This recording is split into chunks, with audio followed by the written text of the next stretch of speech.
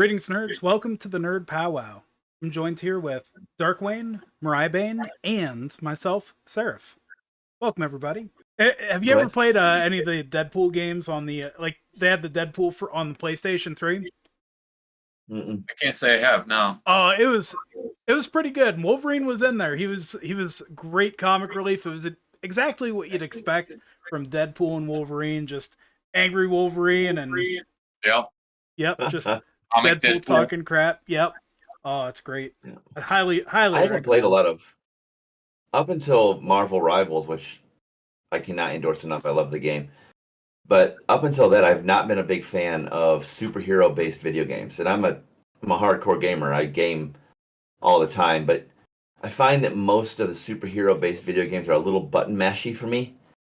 I feel like I'm always trying to get that combo, trying to get that whatever, and it's just I'm just not a sticky finger kind of gamer. I'm more of a strategic type gamer.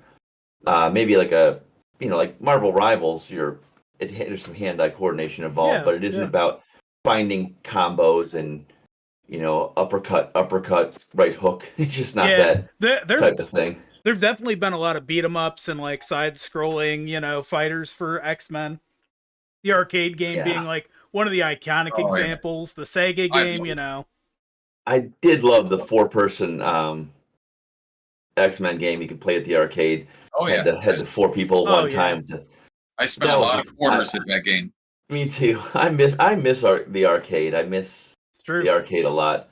I've been bouncing around the idea of creating an emulator for video games that has an built into an arcade box, and being able to manipulate it so that it emulates different types of not just using the word emulator on there, building the box so that the box mirrors the way it worked in the arcade. So if you had a joystick and a trackball or whatever, there was a way to have those different things instead of just having to figure out how to control a game that doesn't have those its original controls. I wanted to have its original control type. So anytime you come over, John, I've got one of the remake arcades of that game. Yeah, I've played it over there before. Yeah, so. it's fun. Oh, it's fun every time. Colossus. Yep. Well, John, you might be interested in this game then, because you are right. A lot of the X-Men game are very hack and slashy beat 'em ups, but Marvel Midnight Suns has Wolverine in it, and it sure does. I'll tell you what, that's not a hack and slash. That's strategy right there. That game. So Midnight Suns is by the people that made the game. They've made a whole line of games that I play, and it's the XCOM games. Oh yeah. Where you're it's the same game designers. Yeah. So that whole strategy, that turn-based strategy, tactical turn-based strategy is a huge appeal to me. I actually own Midnight Suns. I haven't played it. It really got a lot of grief when it first came out as a big failure. It was just they really expected it to be like Rivals is now. They expected this game to be like, people would be like, oh. Well, I saw the previews. It looked awesome when they were first releasing information about it. Wayne, you have a lot of experience playing Midnight Suns, right? I do. I bought it as soon as it came out, and I got the season pass. So the 4 characters that came out later, Storm's in there, Deadpool, Morbius, and then they let you play Venom. I'm on my second way through it, and just having a blast. Yeah, Midnight Suns is fun. I got maybe a quarter way through so far. I'm gonna pick it up again, but what would you say Wolverine's standout part is in that? Oh, he's got a chain attack, and also if you're downed, he's got a regeneration card and he comes back half, and it's really cool. He can cure different if you have a wound or other stuff. And he's the healing factor. If you redraw cards, some healing factor applies. He's a good character in that game. He's nice. Do you play as the characters, or do you have it as in squad? Is it squad based? So there's a character called the Hunter, and that's basically the main playthrough. And then when it depends if you want a male hunter or female hunter. I just happen to be going with the female at the time. When she goes on different missions, she draws from your cast of characters. So Wolverine can be one, Storm can be one, Deadpool, countless others. And it's a turn-based, it's strategy-based. It's very well done in my opinion. Nice. Yeah, I've heard good things about it now. Yeah. Excuse me. I actually own the game. I own an amazing amount of games that I've never touched, even though I should. The time is the fire in which we burn, right? So I need to retire to play all my games.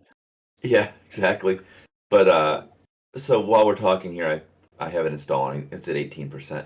So let's try it out. That's what you're playing tonight, huh? I don't think I'm playing it tonight. I'm still trying to get through. I really want to play through my current playthrough of Baldur's Gate, but my time is just my available free time is questionable. And when I do have a little bit of gaming time, if anybody's on playing Rivals, I'm playing that. So we need to get you into Pow World though. We got to get you starting to download I do. I would like to play the Pow World too, but like I said, I want to steal all your time, buddy. Or Dead by Daylight. I know. Another. Dead by Daylight. So all these games. Dead by Daylight. So you have no idea. And if it were up to me, I'd spend a lot more time gaming. But it was again, I also have a lot of different things that I do. So yeah, my schedule's pretty good. Speaking of which, if we do, I don't know if it's appropriate in the channel right now, but he's talking about next week, so we can do Tuesday evening at like 9 if that works for you. Is that good for you? Too, so because that's my writer's group that only goes till 8. Yeah, that should be fine. I have a conflict on Wednesdays. Why? Yeah, that should be fine. That. Yeah. Okay. So maybe Wednesday we might try a video game because I will have a free Wednesday for a change. Yeah. But yeah. But it's Baldur's Gate I've gone through a few times. Right now I've put a mod with the cheat ring, so now I'm just kind of cheating through and just kind of picking things that I haven't done in the past, like the different love interests you can have in your party. Yeah, there's a lot. Yeah, and it's funny that if you're with one person, you can't get with the other because they get jealous. And then this playthrough, I'm doing it as a female lead. My character, I always do the original character. I don't play through as one of the pre-mates. And so I'm doing a female character this time. So that's doing a whole different kind of thing. It's a whole different creature there. So that's kind of cool. Mm-hmm. Yeah. We've been playing Baldur's Gate every Sunday for the past couple months here, but I just started streaming it actually, so I'll put some gameplay footage of that up on the video. But yeah, Baldur's Gate has been a lot of fun, and if you have a couple people you're playing with, it can feel just like D&D. Mm-hmm. Yeah, I mean, they're literally when you do the co-op, you actually sit at the table, right? Does at the beginning there actually is a table you come and join the game at? Is there some kind of component to that? I'm not. I don't think so. No, am I mistaken? No, I don't think. No, maybe it's not what I'm. Oh. I just heard there was something in there where you can actually like. You come and everybody like at the beginning you sit down, but I might be thinking of a different game. Possibly. Yeah, because you start on the Nautiloid every single time. Yeah. Yeah. But no, it's. I mean, it is a fun. The only downside is there are some areas where the second act where you have to have the person with the candle or the torch or whatever. Yeah. Mm-hmm. Multiple players on that really sucks.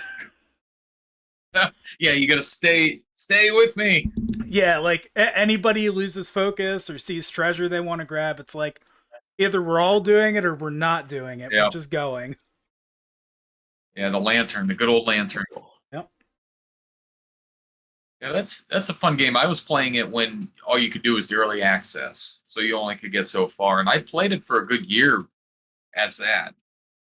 But then, as soon as they opened it up, there's a huge download. But oh man, I thought it's really well done, and I hope they make another similar game to that in the future. Yeah, Wayne, how many Yeah, I times mean, have you beat Baldur's Gate? I think this would be my 5th time through. 5th time through. So I did it about 3 times early access. So obviously you only could go so far. But then this I think it's my 5th time through. So 4 times I've beaten it.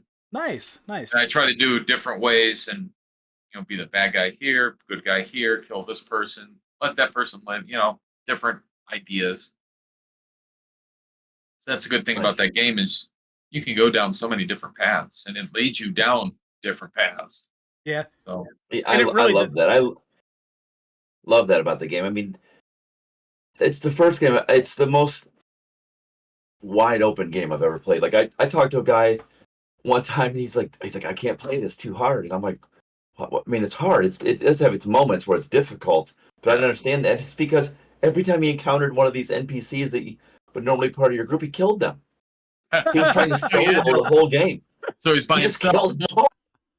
He's like, oh, they figured they had cool stuff, so he kills them and takes their stuff. And he's just going through it by himself. I'm like, try to make a team, bud. Maybe it'll help. Gale's reaching through the portal and it's like, ew, no.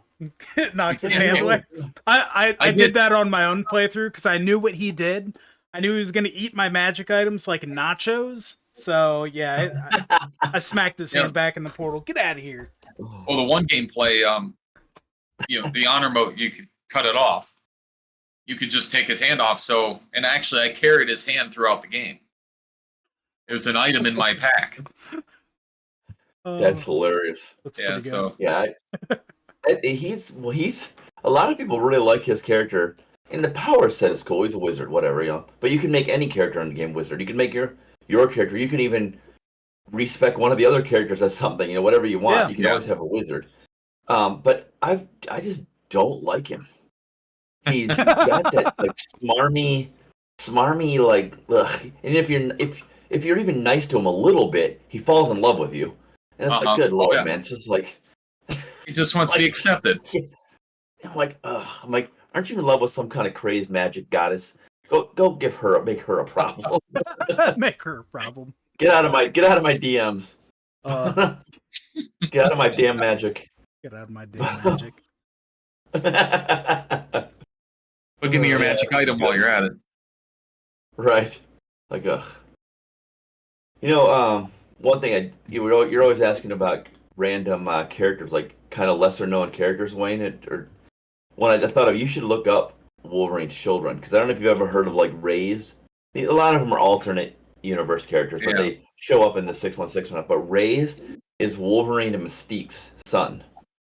It's got Wolverine's claws and Mystique's outward appearance and shape-shifting ability. So he's deadly. And then are they bone claws? Well, they're metal claws. However he got them, I don't know, but they're metal in the comics. I don't know if they're adamantium or not. I didn't actually read his comic. I've just kind of read his bio. A lot of times when there's so many comics out there, a lot of times I just find it, I kind of do the Cliff Notes version of things. I just go and grab a bio and kind of learn about the character because I want to keep up with it in that fashion. But he's really cool. He has another one. She's a magic user. She's really cool. Her name, I don't know how to pronounce her name, but it's because it sounds kind of Frenchy, French-like. But her name is I'm gonna butcher Rain du Rhin. It's kind of strange, but she's a magic user. In that one, and he actually, I think he's her grandfather in that one. But she's interesting.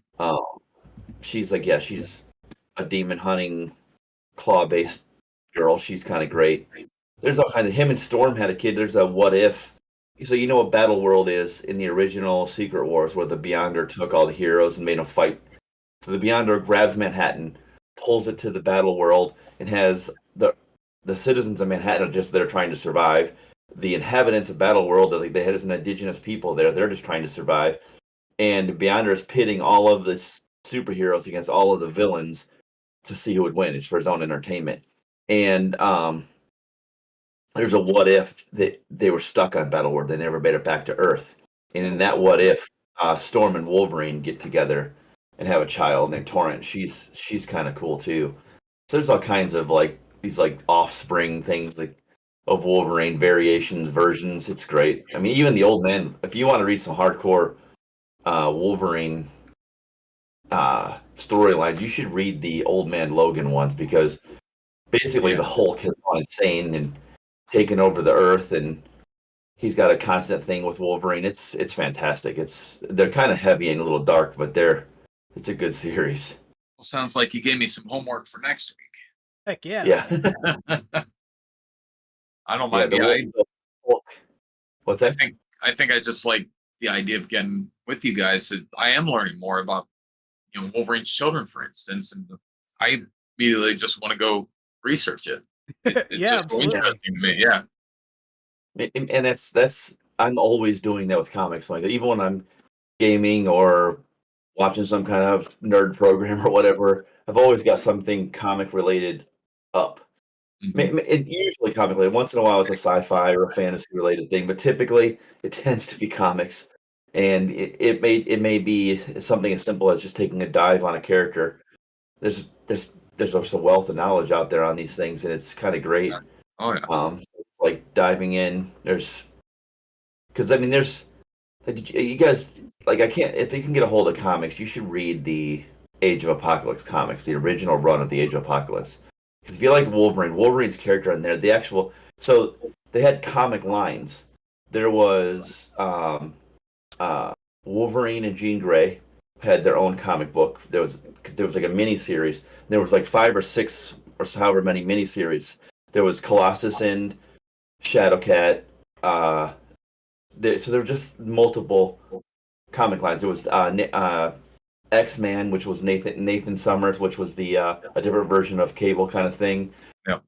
So that worldscape. But anyway, in that one, Wolverine only has one hand in that line, and it's because Cyclops blew his hand off.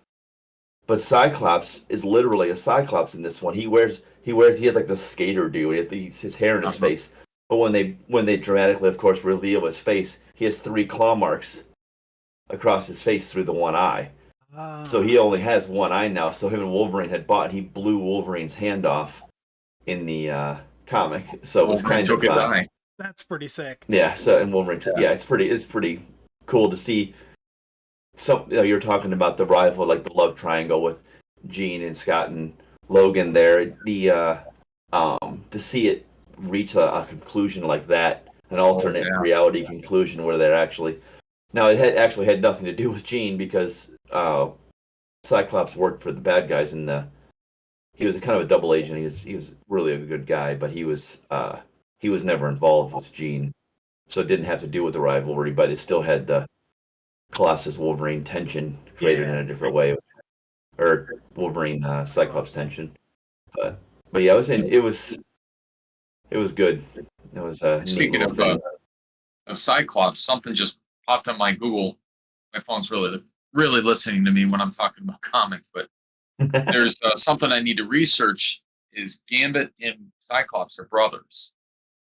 Obviously, it's a Mr. Sinister doing, but I want to research that to figure out how that even worked. The Gambit and Cyclops are somehow related? They're brothers, like genetically related? Mr. Sinister genetically related. So he had a part in that. I'll have to, that's interesting. I had not heard that. I was to look into that. No, there's other Summers brothers. You have Havoc, you have and Alex, but there's they've got another brother too, and I can't remember. Yeah, there's 2 of them. But that's someone I really like to go. Is Mr. Sinister? He's probably my favorite villain of the X-Men. Sinister's pretty sweet. Yeah. Oh, he's just what he does. All the different mutants, creatures, whatever he makes. Making Madeline Pryor. True. Yeah. It's Sinister's an awful entity, and he's terrible. Did you go watch the New Mutants movie? He's very sinister. Did you watch the New Mutants movie? Yeah. New Mutants. Yeah. Yeah. With Yeah, so they were like in an insane asylum type thing almost. They were like in that training thing. It wasn't bad, but I really wish that that ended up with them hinting that the whole thing was being run by Sinister. Yes. And I really would like to have seen Sinister come into that Yeah. type of Nathaniel thing. 'Cause Essex. Daniel Essex, he's he's an awful. I mean, he's been really around. is. He's been alive for a long time. More and more you're finding out that he's been around for a long time. Oh yeah. So I don't know, his character is crazy, but Gabriel Summers is the other Summers boy, Vulcan. He's the other one. Does Gabriel have any powers? Oh yeah, he's arguably the most powerful. Okay. He's a thing, but he's their half brother. So when his parents were taken, his father, they thought his father was killed. He wasn't. His father is Corsair. He leads the he lives in Shi'ar space. He leads the Starjammers. Yep. But the mom had a child with what's his name? The guy who took them.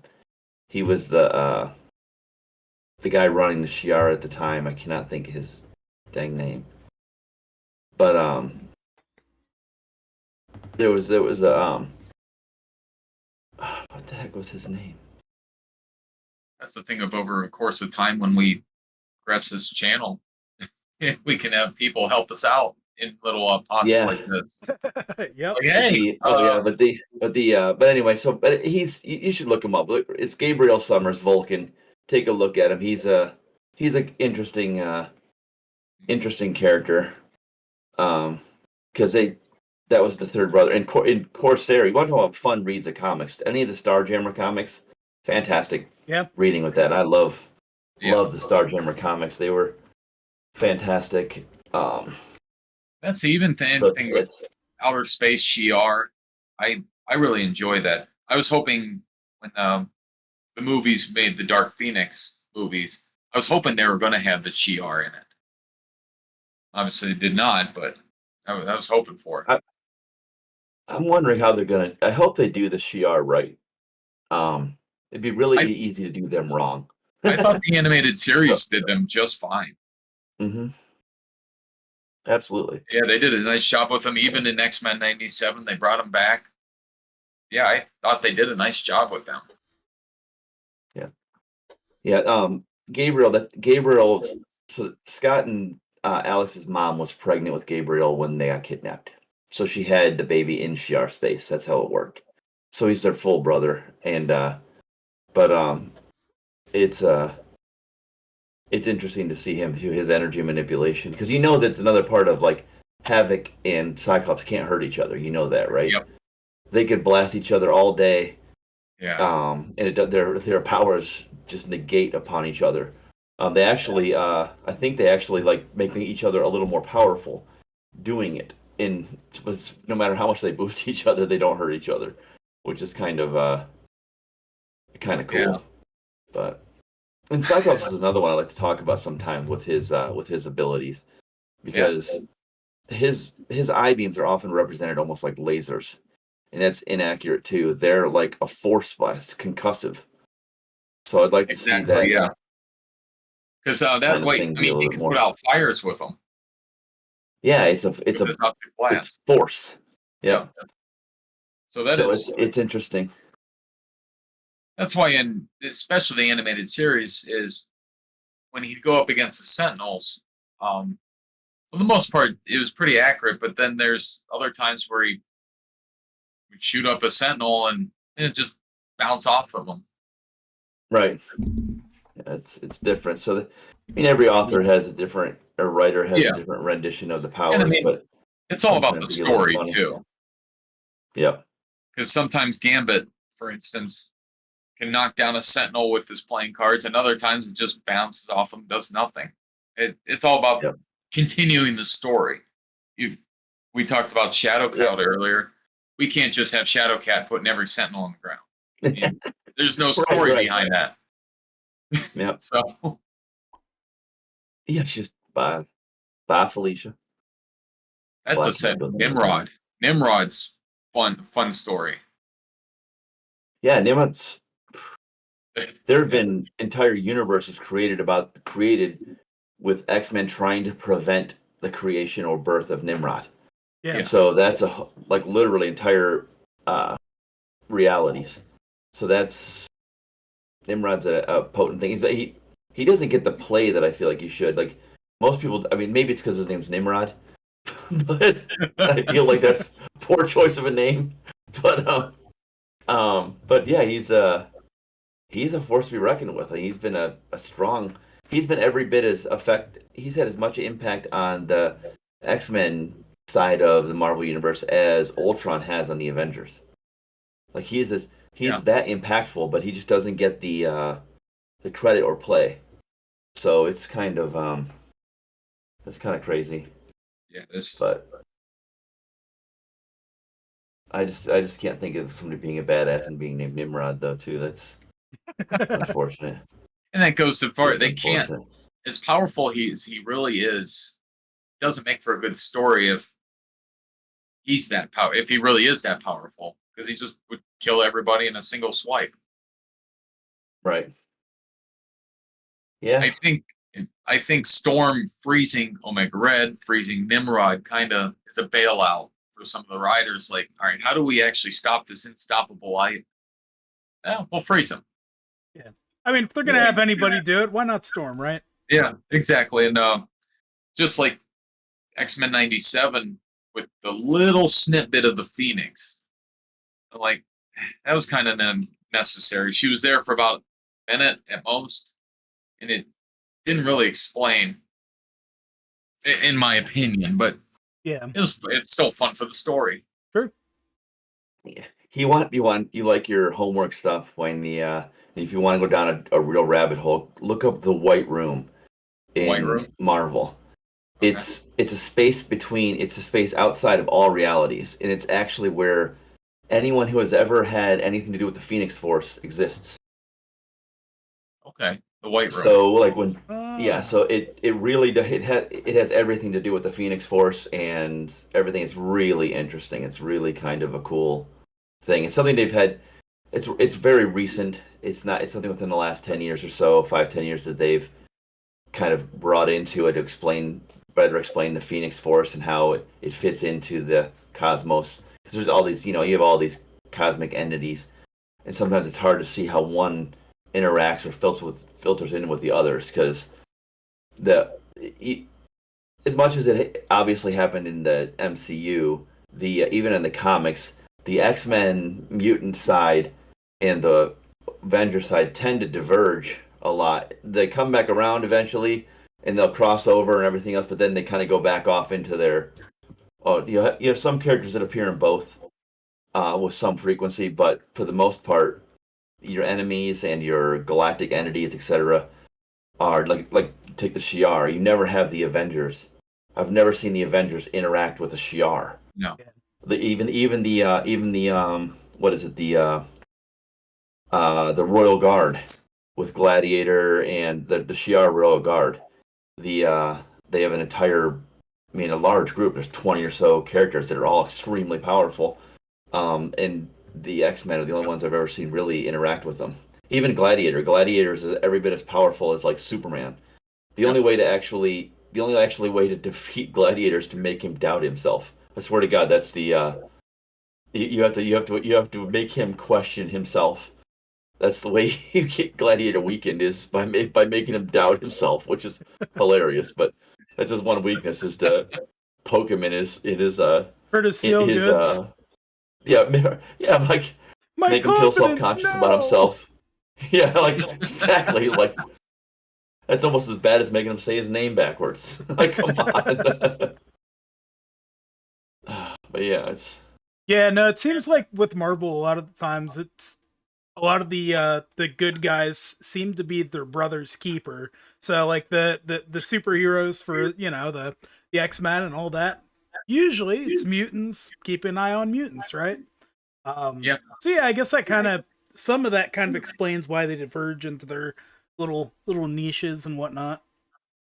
Yeah. That's it. It's Wolverine. Obviously, has kind of transcended all of them. He's been a part of just about every Everything. comic line Yeah. out there. Oh yeah. But the I don't know. It's just funny how they do that because you also never see the X-Men messing with the Kree. So it's Yeah. it's just a different how they do this. Almost like shared universe, but they have their own sides of it. I do wonder when they brought Wolverine into the Hulk issue if he was going to be an X-Men at that point, or if it just kind of like the writers like, he'd fit perfectly here in the X-Men.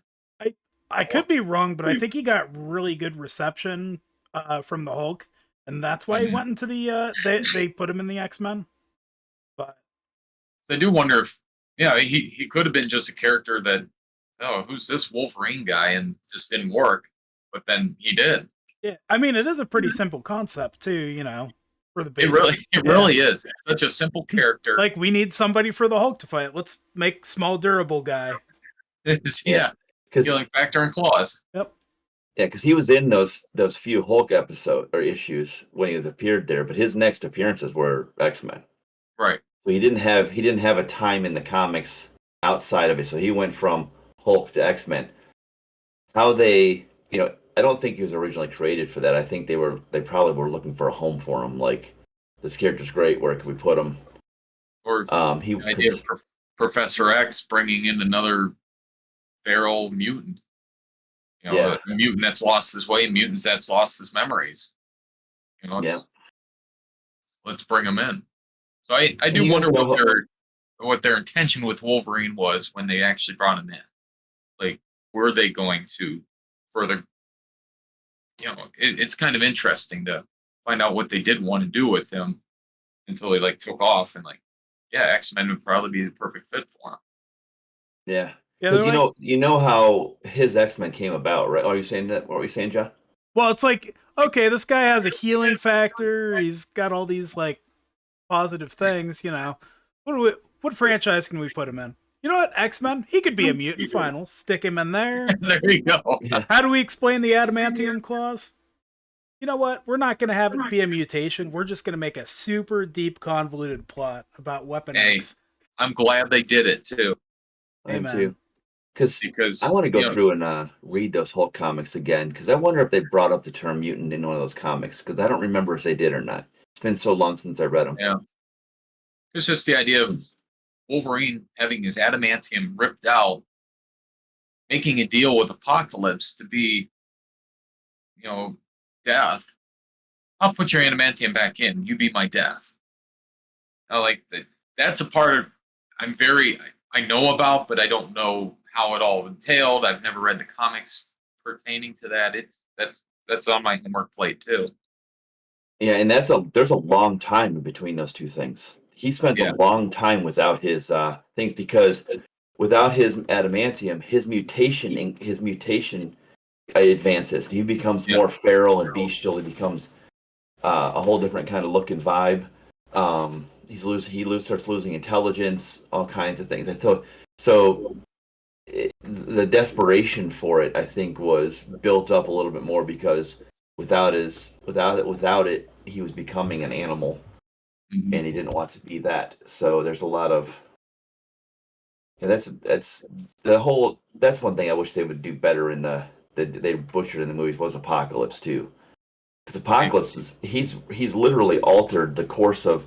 I mean, take Angel, Archangel. I mean, what a tragic character he became. I mean, even after all of that things. I mean, the whole Marauders thing, which that was again, your Mr. Sinister was originally one who did all the Marauders. But when they impaled him on the wall, Harpoon impales him on the wall, and they have to medically amputate his wings because they're so damaged.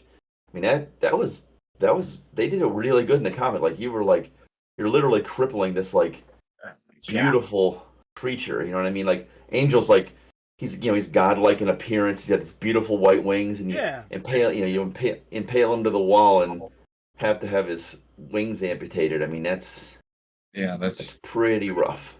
And that guy, I think I mentioned before to you guys off camera, that was my favorite scene ever with Colossus. That had happened to Angel.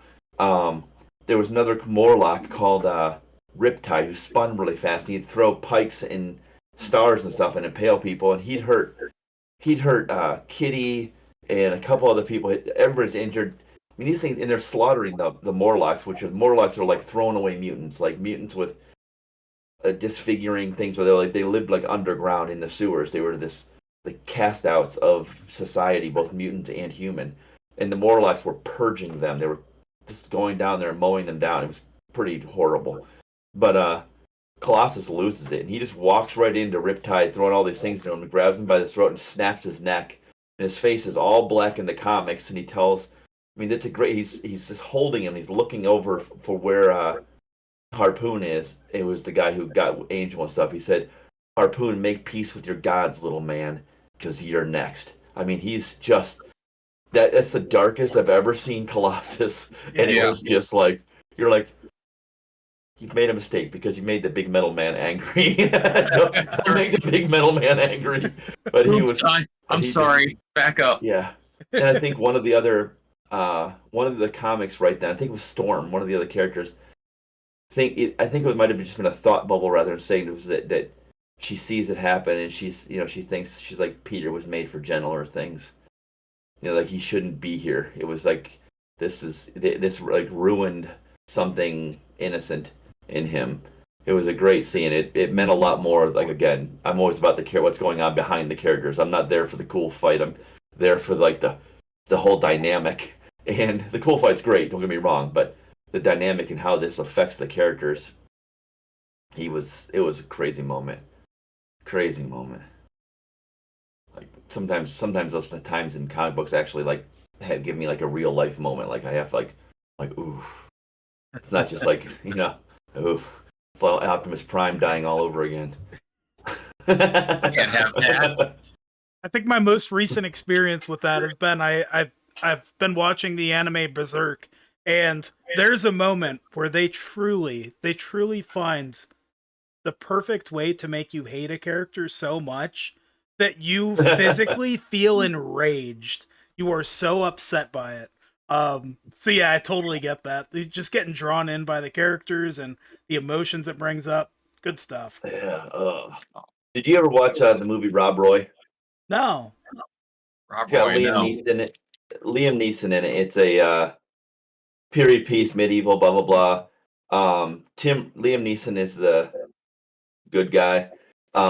Tim Roth is the Tim Roth plays this character. You hate him so much, like you just hate him.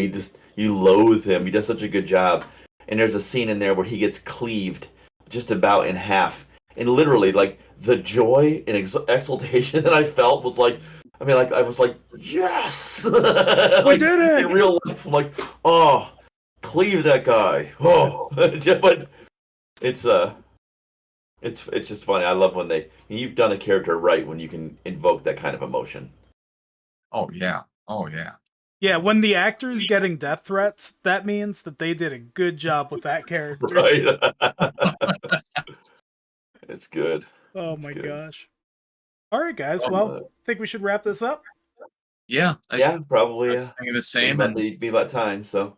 Well, hey, I thought first good episode. I mean, I enjoyed just talking. I've learned a lot. Now I have to go learn more. Yeah, awesome. Yeah, we jump around a lot, but I mean, yeah, I think the nerd world is so robust that how do you not? Oh, everything has its tendrils and everything else. How do you not connect it? So. And for anybody listening, thank you for listening. Feel free to check us out. We're going to be on all major podcasting formats. In addition, we're going to be on YouTube as well. And yeah, thanks everybody. Join us. All right. Thanks everybody.